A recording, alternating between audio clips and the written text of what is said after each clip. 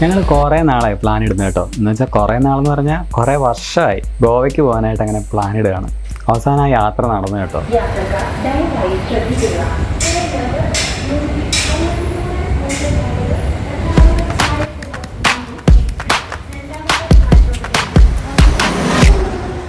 കഴിഞ്ഞ ഏപ്രിൽ 10-ാം തീയതി കോട്ടയത്ത് നിന്ന് ഞങ്ങളങ്ങനെ ഗോവയിലേക്ക് പോയ കാഴ്ചകളാണ് ഈ വീഡിയോയിൽ നമ്മൾ കാണിക്കുന്നത്.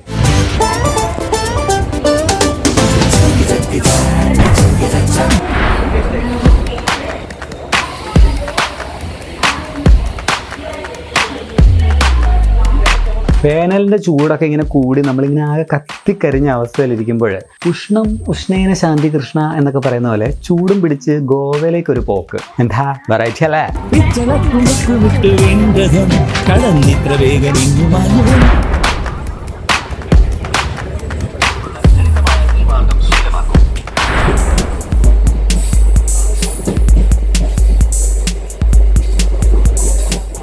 ഞങ്ങളീ പോകുന്നത് കൊല്ലം എറണാകുളം മെമ്മൂലാണ് കേട്ടോ. രാവിലെ കോട്ടയത്ത് നിന്ന് ഏകദേശം ഒരു 10 മണിക്കെങ്ങാണ്ടായിരുന്നു ആ വണ്ടി.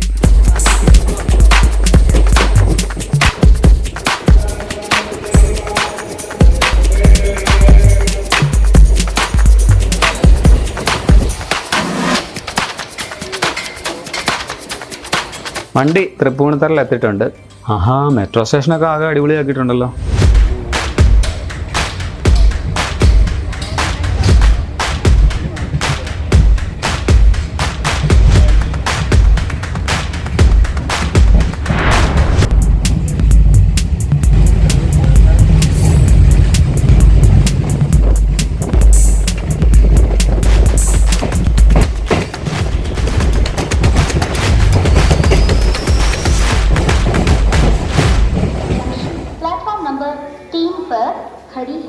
Your attention please. Train number 16345 Lokmanya Tilak Trivandrum Netravali Express.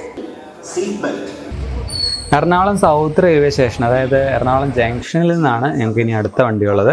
അതിൻ്റെ പേര് മംഗള ലക്ഷദ്വീപ്. ഈ ട്രെയിൻ ഒരു പ്രത്യേകത ഉണ്ട് കേട്ടോ. ഇത് മൺസൂൺ കാലത്ത് ഇതിൻ്റെ സമയം രാവിലെ 10:30 എങ്ങാണ്ടാക്കി മാറ്റും.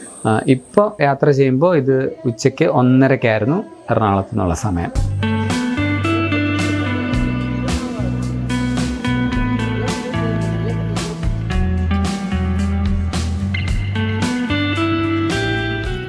ഈ ചെലവ് ചുരുക്കാൻ വേണ്ടി സാധാരണ മിഡിൽ ക്ലാസ് ഫാമിലിയുടെ ക്ലീഷേ സംഭവമായിട്ടുള്ള അങ്ങോട്ട് കുറച്ച് ഫുഡ് ഇങ്ങനെ കെട്ടിപ്പറക്കി കൊണ്ടുപോകുന്ന പരിപാടി ഉണ്ടല്ലോ, അങ്ങനെ തന്നെയായിരുന്നു ഞങ്ങളും പോയത്.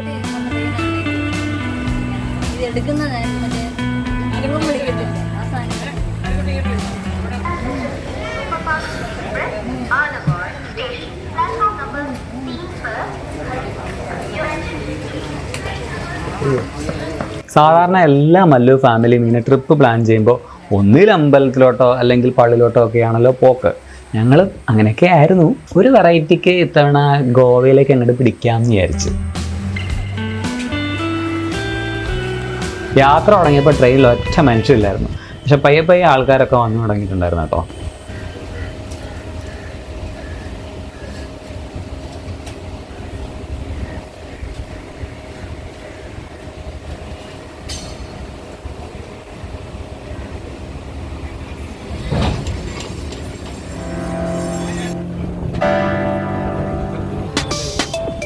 ഇത് ഷൊർണൂരാണേ. നമ്മുടെ നിളയുടെ മുകളിലൂടെ ഉള്ള ഒരു റെയിൽവേ പാലമാണ്. ഈ പാലത്തിൻ്റെ ഓപ്പോസിറ്റുള്ള പാലത്തെ കൂടി വേറൊരു ട്രെയിൻ പോകുന്ന ഒരു കാഴ്ചയാണിത്. അത് ഭയങ്കര രസമായിരുന്നു കേട്ടോ.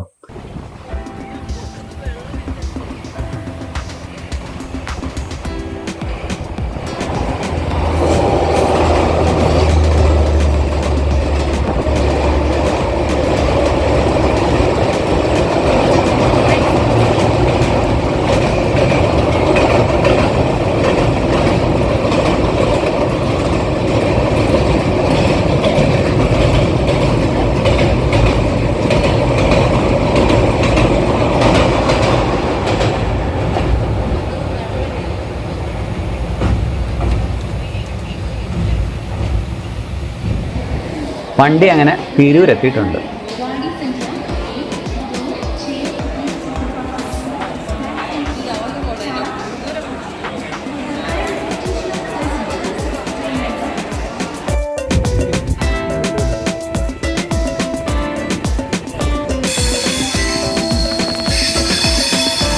രാത്രി ഏതാണ്ട് 9:45 ആയപ്പോഴാണ് മാംഗ്ലൂർ ജംഗ്ഷനിലെത്തിയത്. ഇനി അങ്ങോട്ട് വീഡിയോ എടുക്കാൻ ബുദ്ധിമുട്ടായിരിക്കും, ഭയങ്കര ഇരുട്ടാണ്.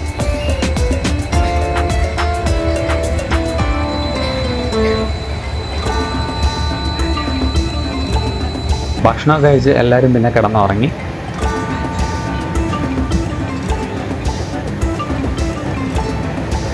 രാവിലെ ഒരു 4:30 ആയപ്പോഴും ഞങ്ങൾ തിവിം റെയിൽവേ സ്റ്റേഷനിലെത്തി.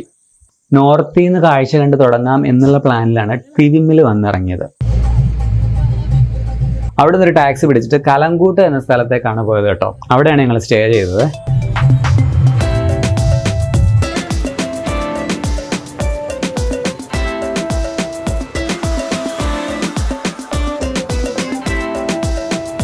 ഇതാണ് ഞങ്ങൾ സ്റ്റേ ചെയ്ത റൂം. അത്യാവശ്യം നല്ല റൂമായിരുന്നു കേട്ടോ. ഞങ്ങൾ 9 പേരുണ്ടായിരുന്നെങ്കിലും 2 റൂമായിട്ട് അവർ തന്നു. ഒരു ദിവസം 1700 രൂപ ഉണ്ടായിരുന്നു ഇതിൻ്റെ റെൻറ്റ്.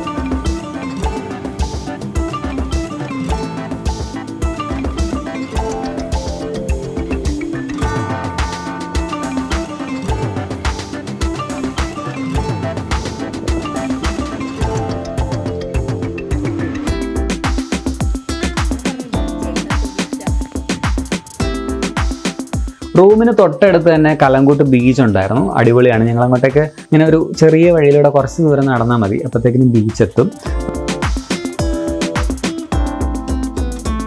ഓം ശിവായ് ബീച്ച്.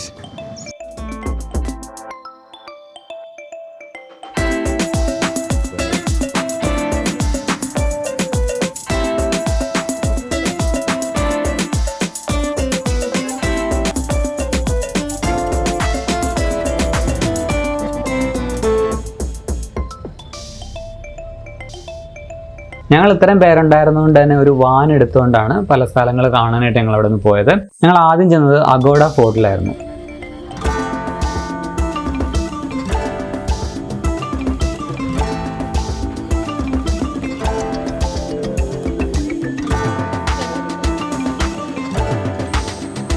ഇവിടെ കയറാൻ ഒരു എൻട്രി ഫീസൊക്കെ ഉണ്ട്. ഇതിനകത്ത് കയറി അകത്ത് ചെല്ലുന്ന കഴിയുമ്പോൾ കാണുന്ന കാഴ്ചയാണ് ഇത്. വേനൽക്കാലമാണ്, നല്ല ചൂടാണ്, അതുകൊണ്ട് ആൾക്കാരൊക്കെ കുറവാണെന്നൊക്കെ വിചാരിച്ചിരുന്നെങ്കിലും അതൊക്കെ കാറ്റിപ്പറത്തി ഇഷ്ടം പോലെ വിനോദസഞ്ചാരികൾ ഇവിടെ ഉണ്ടായിരുന്നു.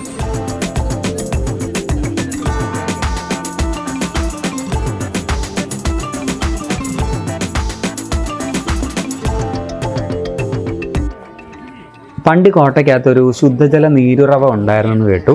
അന്നത്തെ കാലത്ത് ഇതിലെ പോകുന്ന കപ്പലൊക്കെ അങ്ങനെ ഇവിടെ നിർത്തിയിട്ട് അതിൽ നിന്ന് വെള്ളം ശേഖരിക്കുമായിരുന്നു അത്ര. അങ്ങനെയാണ് ഈ കോട്ടയ്ക്ക് അഗ്വാഡ എന്ന പേര് കിട്ടിയെന്നാണ് പറയുന്നത്. ഈ പോർച്ചുഗീസ് ഭാഷയിൽ അഗ്വാഡ എന്ന വാക്കിൻ്റെ അർത്ഥം തന്നെ വെള്ളമുള്ളത് എന്നാണ്. സോ അങ്ങനെയാണ് അഗ്വാഡ ഫോർട്ട് ആയത്.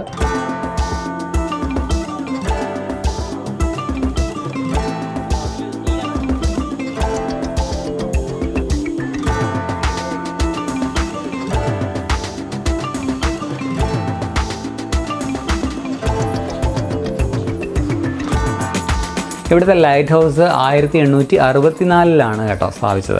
ഇത് ഏഷ്യയിലെ ഇത്തരത്തിലുള്ള ഏറ്റവും പഴക്കമുള്ള ഒരു ലൈറ്റ് ഹൗസാണ്.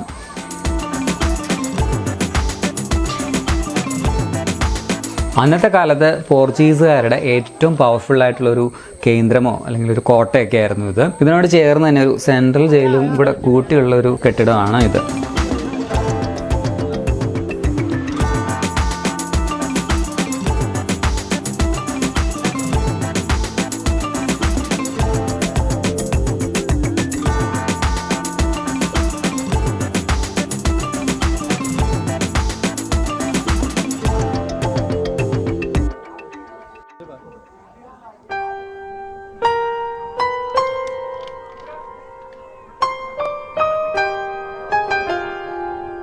ഈ സ്ഥലത്ത് തന്നെ താജ് ഗ്രൂപ്പിൻ്റെ ഒരു റിസോർട്ട് കൂടെയുണ്ട്.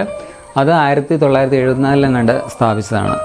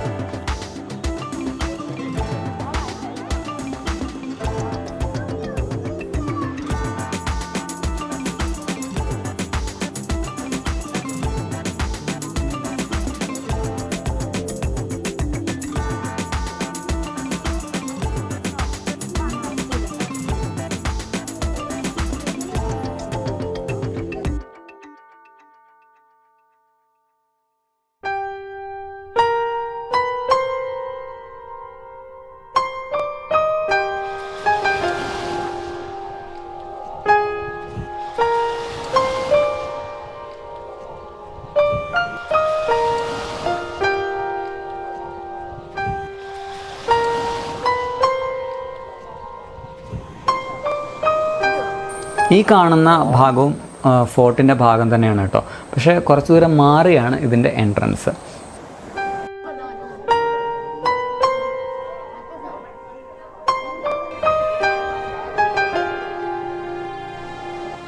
ഇത് സിംഗോറിംഗ് ബീച്ചിനെയും അറബിക്കടലിനെയും ഫേസ് ചെയ്തുകൊണ്ടാണ് നിൽക്കുന്നത്.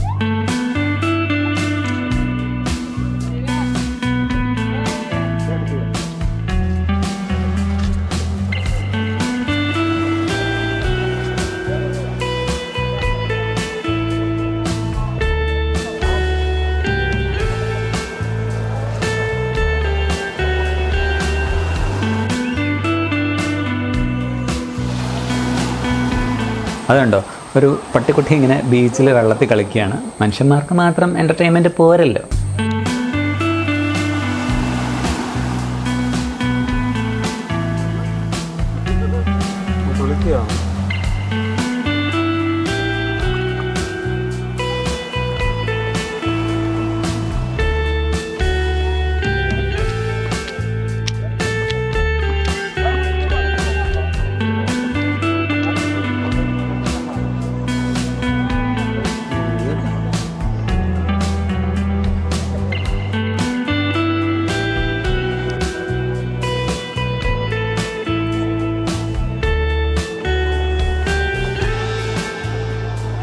പിന്നെ ഇവിടെ ജെറ്റ് സ്കി ഒക്കെ പോലെയുള്ള കുറേ ടൈപ്പ് വാട്ടർ ഗെയിംസ് ഒക്കെ അവൈലബിൾ ആണ് കേട്ടോ.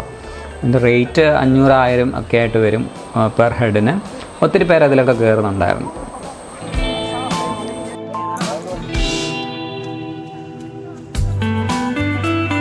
ഈ കോട്ടയുടെ ഭൂരിഭാഗം പാർട്സും ഇങ്ങനെ വെട്ടുകല്ല് പോലെ ഉള്ള സംഭവങ്ങൾ കൊണ്ട് ഉണ്ടാക്കിയതാണ്. ഈ വെള്ളമൊക്കെ അടിച്ചിട്ട് ആ കൽപ്പുറ്റൊക്കെ കാണാൻ തന്നെ നല്ല രസമാണ്.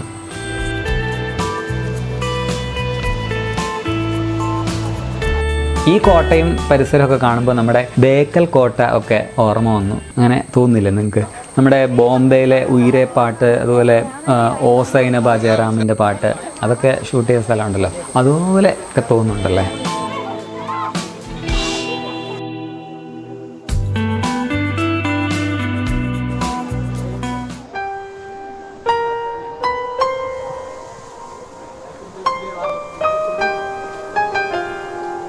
ഇത് കഴിഞ്ഞ് പിന്നെ ഞങ്ങൾ കുറേ സ്ഥലത്തൂടെ പോയായിരുന്നു. വീഡിയോയുടെ നീളം കൂടുന്നത് പോലെ തോന്നുന്നുള്ളതുകൊണ്ട് ഇവിടെ തൽക്കാലം നിർത്തുകയാണ്. ബാക്കി പിന്നെ പറയാം.